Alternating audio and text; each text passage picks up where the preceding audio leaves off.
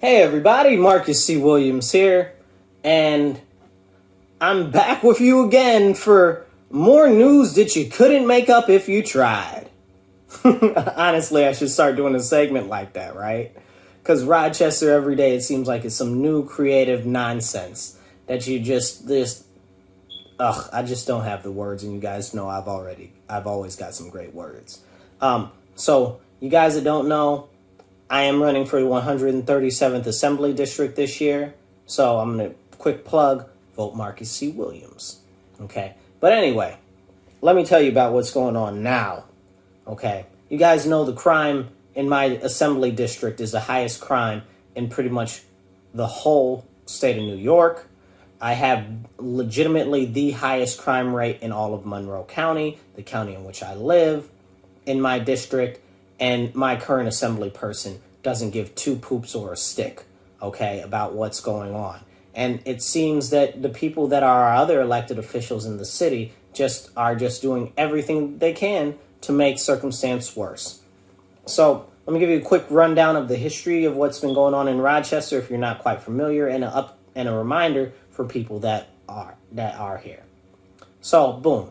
Couple of years ago, right around my birthday, May, I think we're coming up on the 3rd year anniversary right now. Okay, we had riots that in my neighborhood, I live in a high impact neighborhood, which is impoverished economically and predominantly minority. Okay, so it's very interesting. They had riots for Black Lives Matter. And all of the black businesses and all of the businesses in the black neighborhoods were destroyed. So you explain to me how that makes Black Lives Matter. All of the businesses that were destroyed, many of them were black businesses. Now, on top of that, these businesses are businesses that people in the neighborhood shop at regularly. And as I told you, we're in a neighborhood that's economically challenged, to say the least, and I'm being very generous. It's an extremely high poverty ratio. If you've watched news lately, they just reported we have the second highest rate of child poverty in New York State, and we are the 3rd worst place to live for black people in the United States of America. Okay, you're not able to make these things up. The things you couldn't make up if you try. Like, and I say it with a hint of laughing so I don't start crying because it's so frustrating, right? So all of these businesses got tore up, right? And when the police, first of all, this was during the whole defund the police movement, abolish the police and all of this. So we lost a lot of officers. They migrated other places. The city decided they wanted to slash the budget and the funding. My current assembly person actually pushed for the defunding of the police, which is one of the big reasons why I'm running, because when you defund the police, the areas that are hardest impact are minority neighborhoods, and they are economically disadvantaged neighborhoods. That's my neighborhood. Like I said, my neighborhood is jacked up, y'all. Like, I love my neighborhood. I've lived in my assembly district pretty much my whole life. Like 96% of my life, I lived in my assembly district. Okay? So it's real to me. I have businesses, all of except for 2 of my businesses, my business locations that I've had, because I'm an entrepreneur. That's a side note on me. Only 2 of the businesses that I've had have been outside of my assembly district. Okay? So this is kind of really important to me. So my primary business for 8 years was on West Main and Jefferson, right across from the Sunoco, an extremely high impact, area, Lots of crime, lots of violence, murders consistently. Last year, within 3 blocks of my business, we had 5 murders.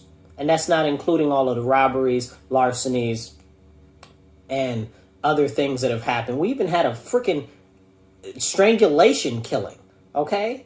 Like, it's really ridiculous. Like, I mean, it's crazy. We just had another shooting down the street from there last night, 2 nights ago. Somebody was murdered. So it's really, like I said, the neighborhood's rough, right? Okay?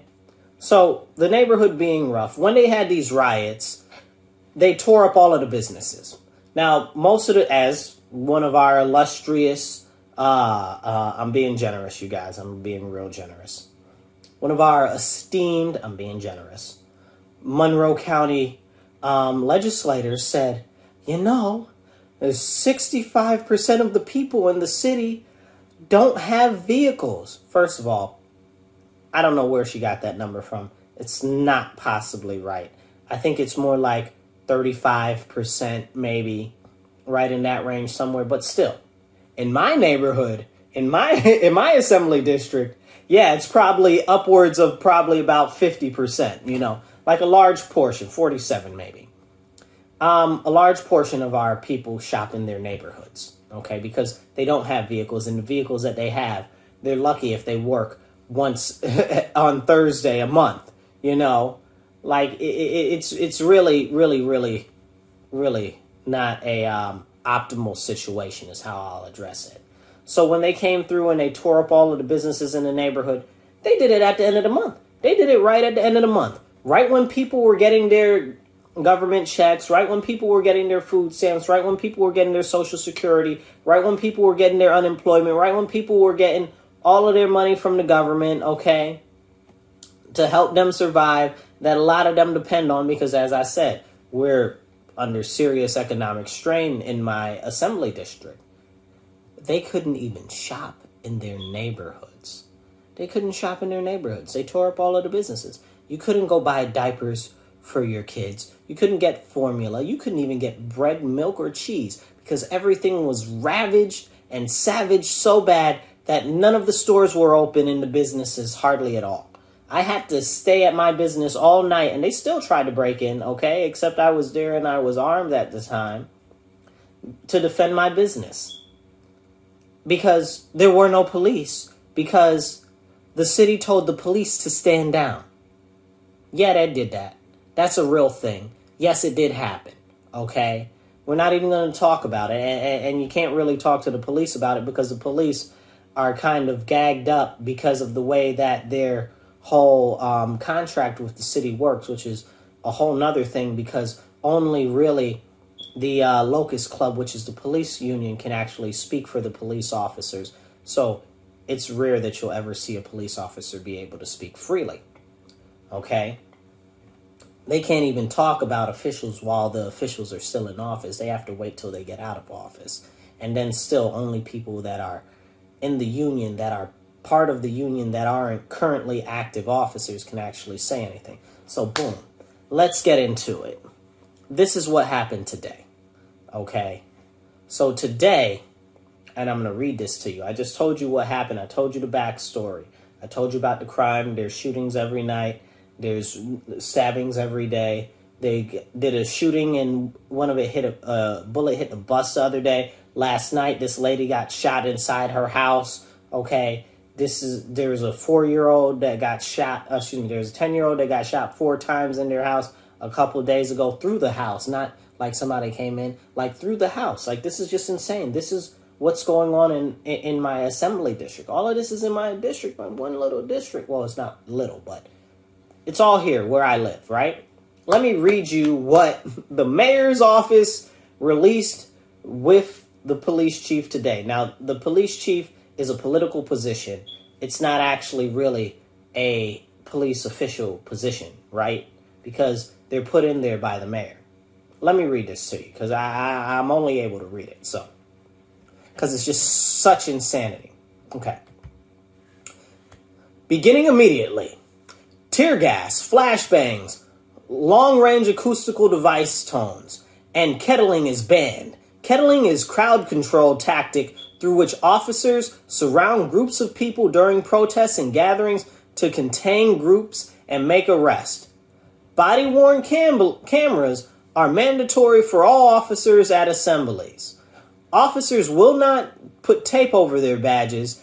If the police chief determines officers can remove their badges to protect their safety, those officers will be given clearly identifiable, unique numbers assigned to them that will be prominently displayed at all times.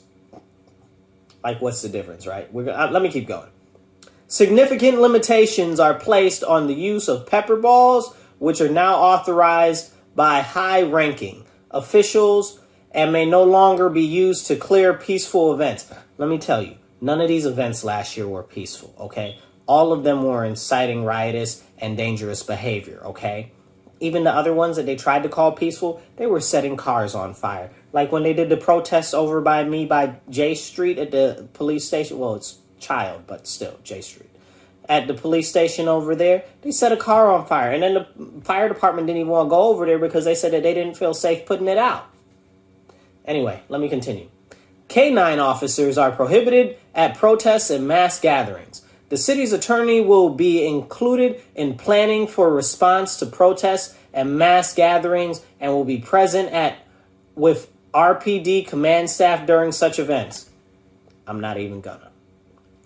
The RPD evacuation protocol now contains language clarifying the right to protest and take video and prohibits the arrest of protesters at evictions unless those protesters physically interfere with the officers. We can debate about who is right or wrong about these issues behind social movements, but one thing that is not debatable is the right of people to peacefully assemble. Rochester Mayor Malik Evans. We want to ensure, that's who said it, the mayor said it. We want to ensure that Rochester assemblies take place in a manner that is both safe for protesters and police. Okay, so when they went over to the police station and they were flipping over police cars, setting police cars on fire and throwing rocks and stuff at officers, as well as frozen ice bottles and things like that, that was peaceful. We didn't have any damn peaceful protests. When they basically stormed City Hall and occupied City Hall, took down the American flag and put up their flag, which anybody knows that if you take down the American flag and raise your own, that is an act of war. Okay? So this was peaceful. Okay? And I had to go downtown to City Hall to go take care of some documentation that day, and I couldn't even do. Anyway, that video is on my page. I think it's on my political page, on my Facebook, and on my personal page. I videotaped the whole nonsense down there that day. I didn't even know it was going on because I was just going down there to get some paperwork handled at the city. Ridiculous. Okay, so now let me read the response by the police union, because as I said, the police themselves aren't able to respond. Mayor Evans, really appreciate being blindsided by the press release at 5:09 p.m.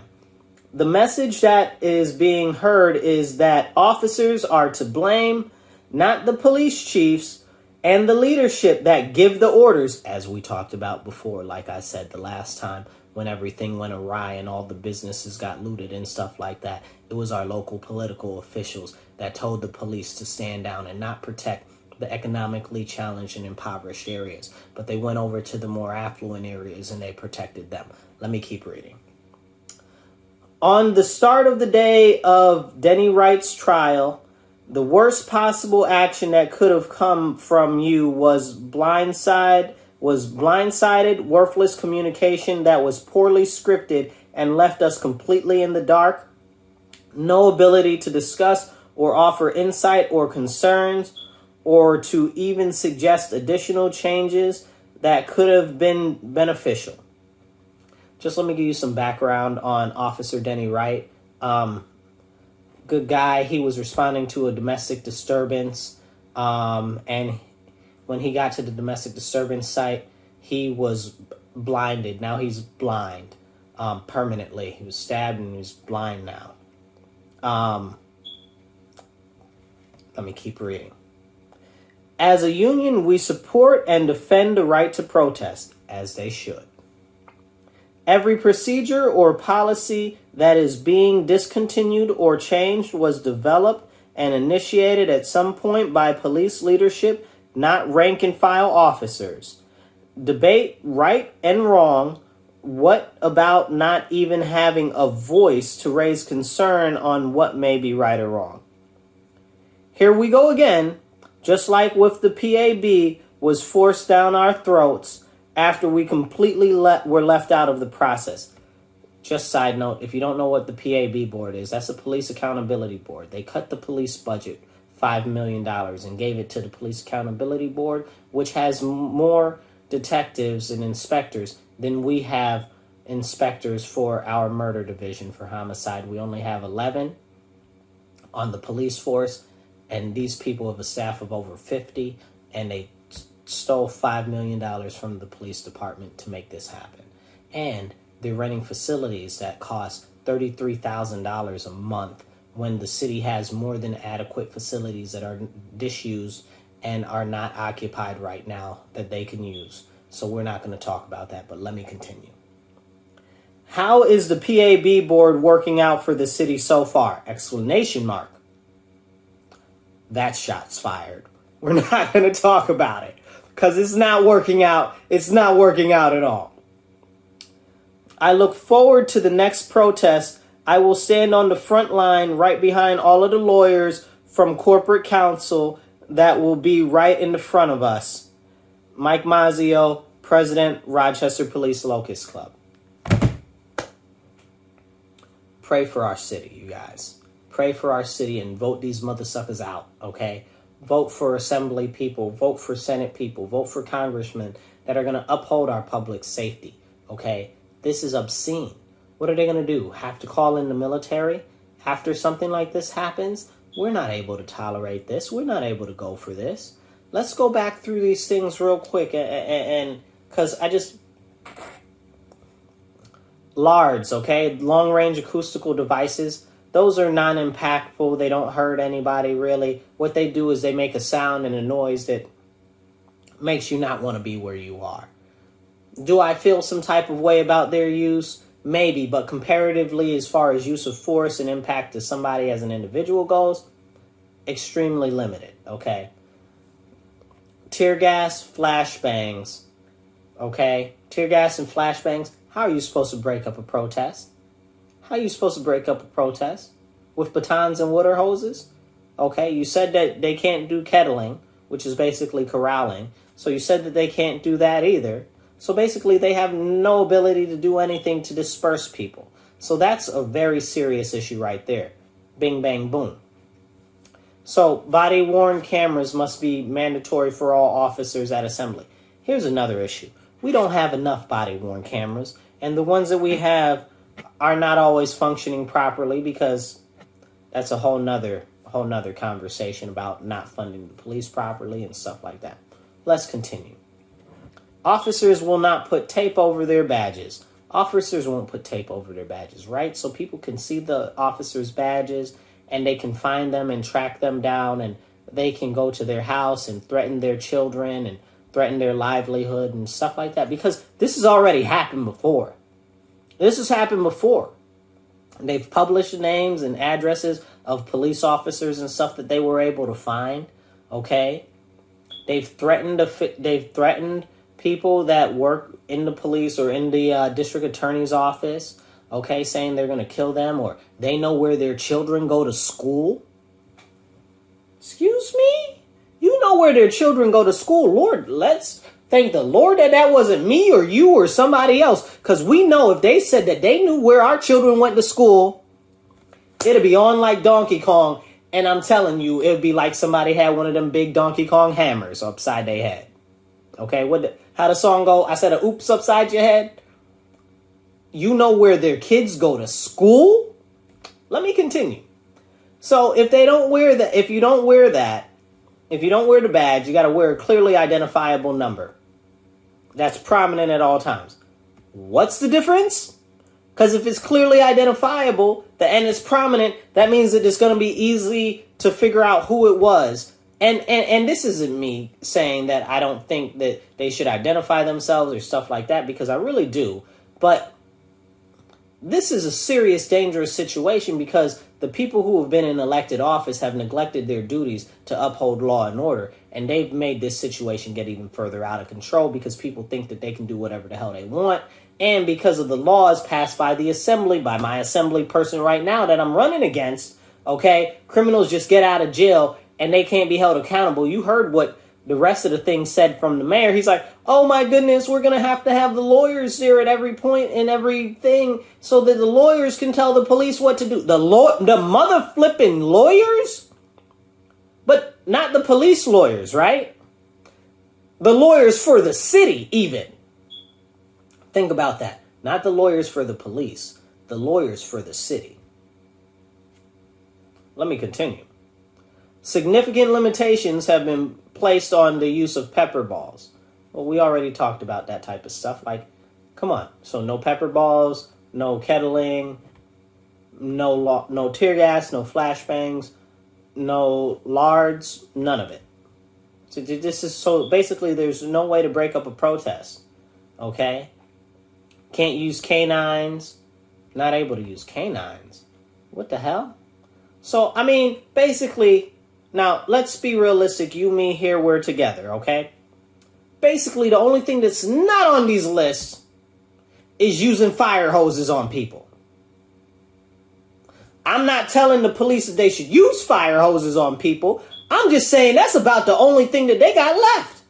And we don't have any water cannons in the city as far as I know. Okay? But we clearly are out of options. Okay? We're clearly out of options. Okay? They've taken away every legitimate option. Anything else that I can see outside of this is borderlining stuff that's concerning me as far as use of tactics. Because I could name a couple of things that I could think of off the top of my head. Okay? Because military and strategy, stuff like that, that's my jam. That's been my jam since I was like 1-2 years old. Like, for real, for real. So, so the things that I can think of outside of this that aren't on this list, they should not actually be doing.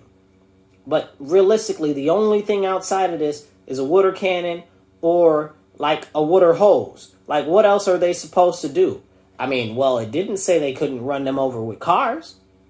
I mean, but that's, you can't run people over with cars. But realistically, at this point, what other options are you giving us to maintain law and order? None. Absolutely none. This is not okay. These are very reasonable tactics and uses because these assemblies that they're calling peaceful gatherings are not peaceful gatherings. The peaceful gatherings, the police barely even ever showed up to the peaceful gatherings which I'm actually saying they actually are peaceful. The ones that we had before this Black Lives Matter, stuff like that. They used to have some demonstrations and stuff like that. Police were ever even hardly there. If you saw police there, it might be 1 or 2 people. It's not hardly ever anyone at an actual peaceful protest. Like, but these things where they're marching through the streets like they're an army, invading horde, okay, with sticks and shields and face shields and stuff like this, like they're a Roman phalanx or something. Like, this is ridiculous. Like, I can't even. I don't even have the words, y'all. So I'm about to let you guys go because dealing with this is just extremely frustrating and extremely concerning for my community, for my neighborhood, for my assembly district, for where I fucking live. Excuse my language, okay? Because the mayor don't live over here, okay? He lives in safe, nice neighborhood, okay? These other people, they don't live over here. They live in safe, nice neighborhood, okay? My assembly person don't live over here. He live in safe, nice neighborhood, okay? They might have some addresses that are in different areas and stuff like that, okay? But where they actually stay, they don't stay here, bruh. They don't.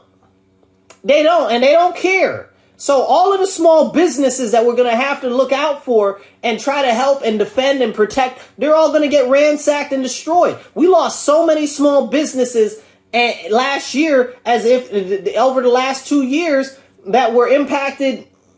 Jesus Christ, excuse my language. Lord, I'm sorry. Amen.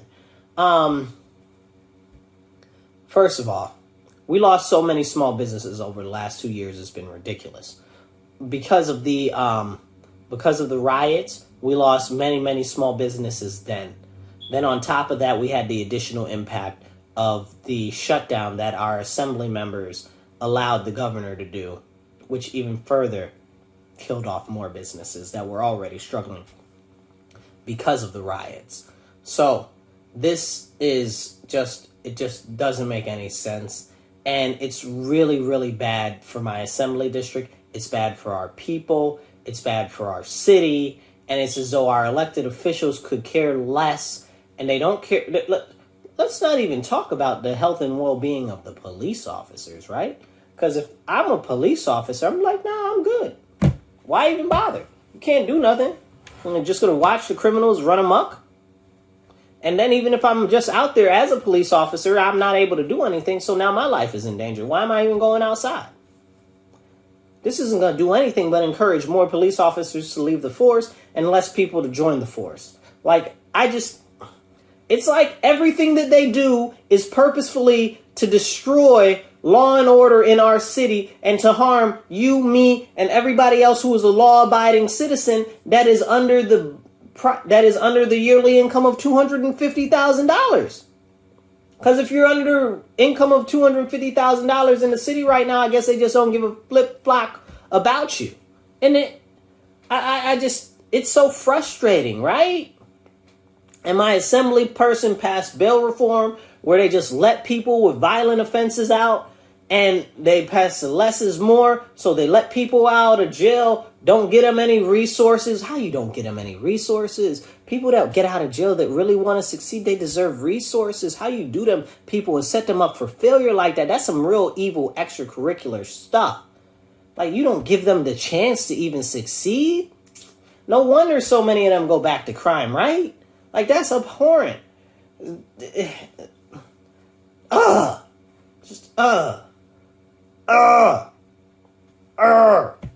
Like, it's so frustrating. Like, you guys, I love you all. I'm starting to have an emotion and a feeling, and I don't really like having those. It's just that this is extremely concerning because I'm concerned about my neighborhood. I'm concerned about my community. I'm concerned about the mom down the street that wants to take her child to the store to get Pampers, okay? I'm concerned about the father who's trying to get to the car in the morning to go to work. I'm concerned about you trying to walk the street and be safe. I'm concerned about the small business owners trying to do business and stay in business in a hostile climate, in a hostile economic environment. I'm so concerned for my city, my district, and my state and my nation that it's unbelievable. I'm not even able to explain to you how concerned I am, you guys. But this right here is that BS. This right here shows that our elected officials don't care. So I'm going to encourage you. All of the assembly seats are up this year. All of the Senate seats are up this year. All of the Congress seats are up this year. Make sure you get out and you vote different. Vote row B.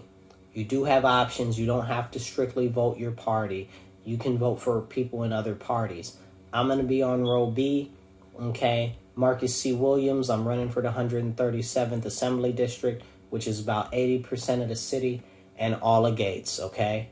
I cover the whole west side, everything south from Lexington, all the way south down through the 19th Ward and everything. I go back through Center City. I go everything down East Main, down to East High School. I cut up through Winton Culver, come back across Norton and back down St. Paul. So all of that, North Clinton, Clifford, Plymouth, Lyle Otis, 14621, all of that. Parts of